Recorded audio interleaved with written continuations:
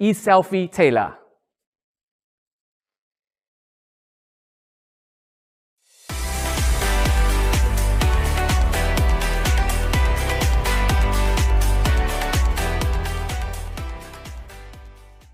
Hello, my name is Sylphie Taylor, founder of Taylor Method and Taylor Insurance Financial Services, and this is the dawn of the new normal.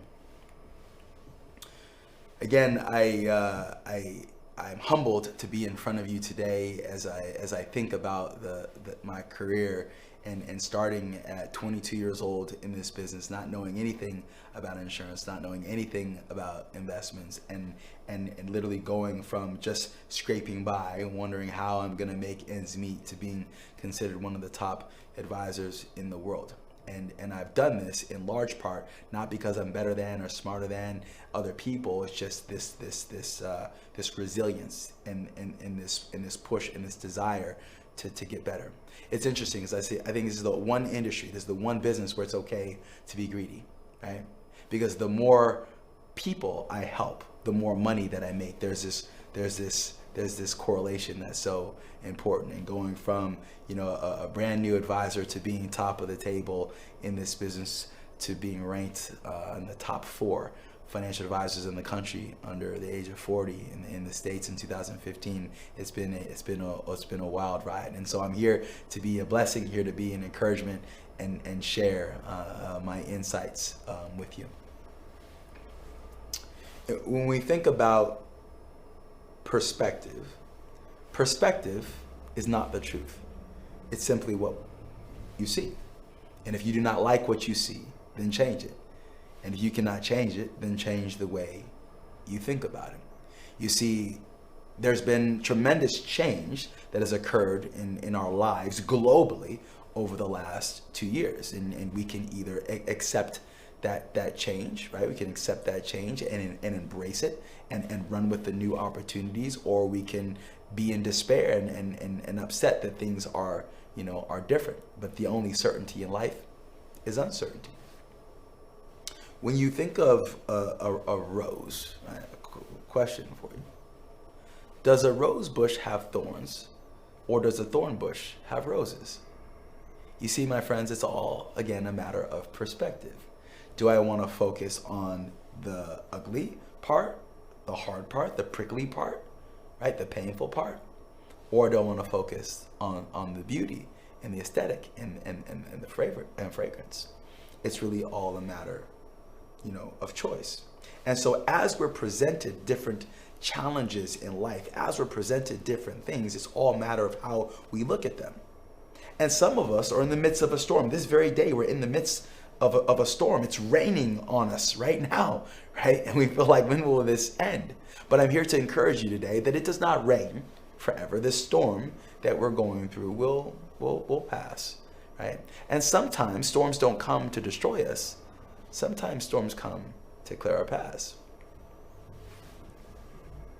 In this virtual new normal, again, we've had to make shifts. I know me, for one, I've had gone from, in the last couple of years, from seeing, 80-90% of my clients in person to 80-90% virtual. And in a lot of ways, it's made me more efficient, because meetings that were taking an hour to an hour and a half to see someone in person are now 20 to 30 minutes over the phone or via Zoom, right? And to be honest, I've gotten a lot more balance and quality of life, as a result, right? And so again, how do we choose to look at things? Is the glass half full, or is the glass half empty? And it's certainly, for me, I always look at it, half full. I've got this infectious enthusiasm, I say. And you say, okay, well, I'm using technology, I'm using these platforms that are available to me, but how exactly do I use it? And it's not so much that you have to have all this original content or ideas or riveting things to share with people, as much as just being there, just connecting with people. That is the most important part. It's said that people don't care how much you know until they know how much you care. And so beyond my own things that I can send out to my clients via, email campaigns or even posting, on various social media platforms, I love seeing what's going on in other people's lives so I can support and celebrate them, right? When they're doing things, or offer, encouragement or condolences when they're going through tough times. But that's the most important thing. Anytime I'm working with a client and they don't buy from me, I never go back to the drawing board and go, oh, I need a new product, or I need to run a new illustration, right? I need to change my presentation. I always say to myself, the relationship isn't strong enough. I need to go back and strengthen the relationship. And think about it, right? If your best friend said, hey, go to this restaurant, it's really good, you should eat there, what will you do? You will go, right? If your best friend said, oh, I saw the funniest movie yesterday, you should watch it, what will you do? You'll watch it, right? Because you know, like, and trust that person. And so for me, this new normal, if you will, this opportunity we have to shift our lives in this business in the last couple of years represents a tremendous opportunity to get in front of more people, cast a much wider net, and have a bigger impact in the world at large, right? And so how do we do that? Again, it's all about generating content. It's all about being out there. Now, the thing about it, generating content, it's not so much, again, it has to be original. I have a LinkedIn profile, and a couple years ago, I found a piece on compounding interest. It basically shared a young person investing money over a period of time and amassing great wealth. And I thought it was a cool article. I copied the link and I posted it on my page, and I added maybe one sentence like, wow, the power of compounding interest is great. Right? And inside of 2 weeks, that post was viewed 54,000 times, right? And in large part because it was shared over 30 times, right? And I didn't even write the article. It's something that I thought that was impactful, and I shared it. And you know what the cool thing about those 52,000 views of that post? It all came back to me. And so why is this important? So many of us are accustomed to this one-to-one engagement, right? Which is cool, right? You can have that one-to-one engagement, right? And some of us do seminar selling, and allows us to go one-to-many. But what I love about technology and social media and this opportunity we have before us today, these platforms allow us to go many-to-many. I can share something, I could write something, I could post something, and someone can share it and share it and share it and share it, and the growth can be exponential. So we want to take full advantage of that, right? So it could be things like you're writing a post, sharing a post, forwarding an email, but it's so important to go out there. J. Paul Getty was the first recorded billionaire in United States history. And he came up with the wealth building principle.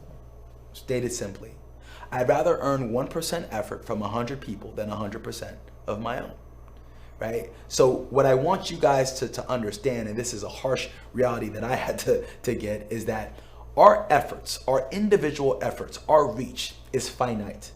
Even if you say, no, Sylvia, I'm willing to work 7 days a week, 24 hours a day, okay, there's still an end to that, right? So it's all about exponential growth and leverage, right? And leverage. I'd rather earn 1% effort from 100 people than 100% on my own. And I get it. It's tough out there. It's tough out there. And sometimes we need to recharge, right? And again, for me, what I've recognized in this last couple of years, I used to view taking a break, I used to view time off as a sign of weakness, right? My office hours are eyes open, eyes shut, right? I'm never gonna stop. But I wanna offer you some encouragement today. If you get tired, it's okay to take a break. Just don't quit. If you quit, it will become a habit. Right? So you just want to keep pushing forward. We must take advantage of this opportunity before us today. The last couple years have been very sobering for many of us. And in general, I don't know that there's been a period of time where people are more conscious of their health, right, and very mortality than they are today. Forbes magazine put this piece out, consumers panic shopping for life insurance in the face of the coronavirus. And when you think about this, right, coronavirus, heart disease, high blood pressure, diabetes, there's a variety of things, cancer, all these things, right, that are out there that affect our lives and threaten our mortality, right? But what better time to bring up the importance of protecting your family, protecting your business, right? Protecting your very livelihood than right now. You see, if you can't sell life insurance in this market, you might need to find a new career, right? And it's not, again, about the product. It's not saying buy life insurance and these are its various features. It's about what it does, and more importantly, what it actually protects, right? That's the message that we need to share. We have to seize the opportunity again. Nearly 40%, and these stats are true, reign true globally, right? But nearly 40% of people out there have no life insurance at all.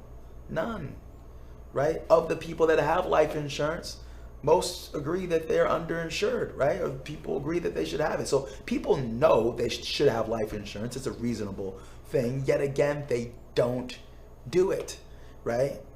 And my belief, again, is 99% of people are underinsured. They just don't have enough, right? And I'll walk you through some calculations and some ways to articulate that vulnerability that will get people to move, right? There's an estimated $53 trillion unmet life insurance need in the United States alone, right? Globally, over 100 trillion. Geez, guys, that is a lot. That is a lot of opportunity out there, right? I hope you have your applications and pens ready, because there's work to do. We got to get to work, right? So I cordon the life insurance sale into one or two pieces, and this is my need-based sale. If you can master this piece right here, if you can master my 3-question close, my need-based sale, your career is going to skyrocket. Your business is going to blow up, right? Quite simply, a few things you need to understand. The first thing that you need to understand that most people don't recognize is what's called human capital. Human capital, what is it? Human capital is the present value of your future earnings. This, my friends, is what most people fail to realize when they're thinking about their life insurance, human capital. Well, how does that work? Take the amount of money your family would need every year, right, from your work. Hey, I make 100 grand a year. So if I was gone, how much life insurance should I have? How much money does my family need? Take the amount of money you have, the 100,000, that's what your family needs, times 20 is 2 million. That is your human capital number. Why? Because a 5% payout rate on $2 million would generate $100,000 a year of income in perpetuity, thus replacing my income to my family. That's my human capital number. So forget new prospects. If you go to your existing book of business, your existing clients, take what their family needs every year and multiply that by 20, 99% of your book of business is underinsured. Well, how do I articulate this? 3-question close. 3-question. Number 1, if you didn't come home tomorrow, what would happen to your family? Then the hardest thing to do for us in this business, guys, shut up. Let them answer. Question number 2, how does that make you feel? We want to tap into their emotions. We want to disturb them, right? Number 3, how much money can you comfortably set aside to solve this problem, right? How much money can you comfortably set aside each month to solve this problem? No matter what they give you, what I love to do is take someone's monthly premium commitment and break it down to the day. Makes it even more palatable, right? Well, hey, Sophie, I think I could do $300 a month. Okay, $300 a month, right? $300 is 30 days in a month. So if I'm hearing you correctly, you're willing to set aside about $10 a day to protect your family. Wow, how noble of you, right? For those of you who love someone, which I imagine is probably pretty much everyone, whether it be your spouse or your children or a sibling or a charity, what have you, what would you not give to protect your family? What would you not give to protect your children? Would you not spend $100, $200, $500? Would you actually not do anything that's required of you? And this is the language, this is the mindset we must have when we're talking to our clients, because we've gotten into the habit of pushing a product and presenting illustrations and brochures, and that's not what makes a sale. You must tap into their heart and their mind. Make sense? Shifting gears here to my greed-based sale. This is where I'm selling life insurance as an asset class. Now in the need-based sale, typically we want what? We want the biggest benefit we can get for the least premium. In my greed-based sale, it's a little bit different. I'm selling life insurance as an asset class. I want to cram the most premium dollars I can into the smallest policy. Well, how do I figure this out? Write this quote down. If you aim at nothing, you will hit it with amazing accuracy. If you aim at nothing, you'll hit it with amazing accuracy. Most people have absolutely no idea how much money they need to have saved to retire comfortably. And one of the things that I say to clients a lot right now is that I find that people like you have stuff. You have stuff. You've got some insurance, you've got some investments, you've got some planning done. You have stuff, right? But you have no plan. You have stuff, but you have no plan. So when you ask people, how much money do you need to have saved to retire comfortably? Most people would say, I don't know, right? So we're going to help them illuminate that. Take the amount of money they'd want to retire on in today's dollars. Well, Sophie, if I had $100,000 a year in today's dollars, I think I'd be okay. Now we have to adjust for inflation. Now inflation numbers are different all around the world, but for illustration's sake, right, I'm going to assume a 3% inflation rate. And if I'm 40 years old, 3% inflation, right? 3 into 72 is 24. What does that mean? 3 into 72 is 24. That means every 24 years, my purchasing power is chopped in half.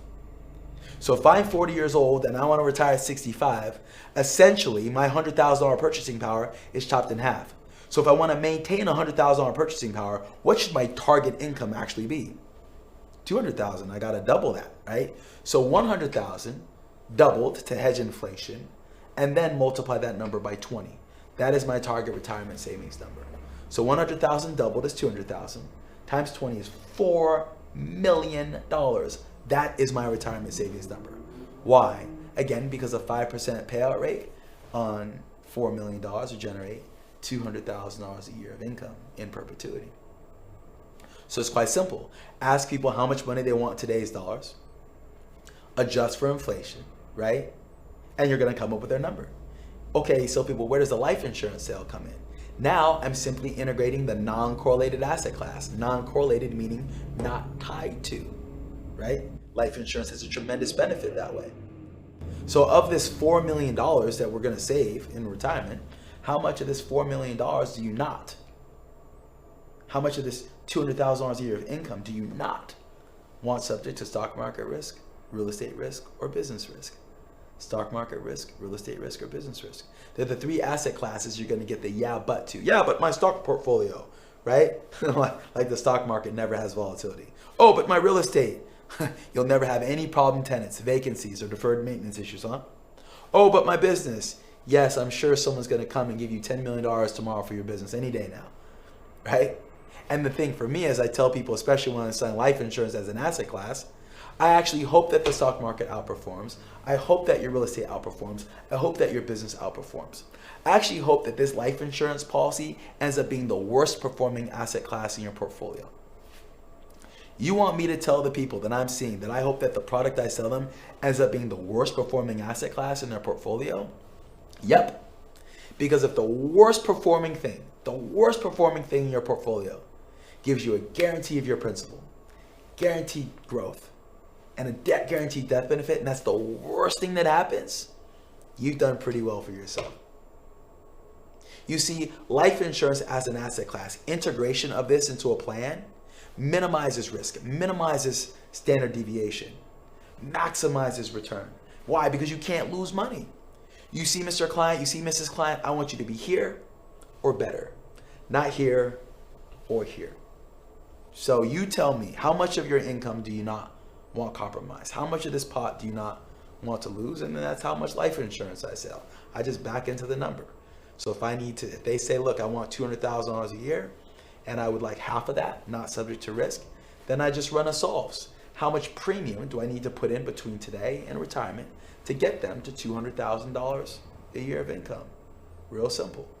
But the reason I love going through this illustration is it gives them a real life idea of how much money they need to have to save, right? Which is important. And what it does is most people don't have enough saves or not on track to save enough. And it gets them to think, oh no, like I need to really step up. I really need to put away more, right? Everybody repeat after me.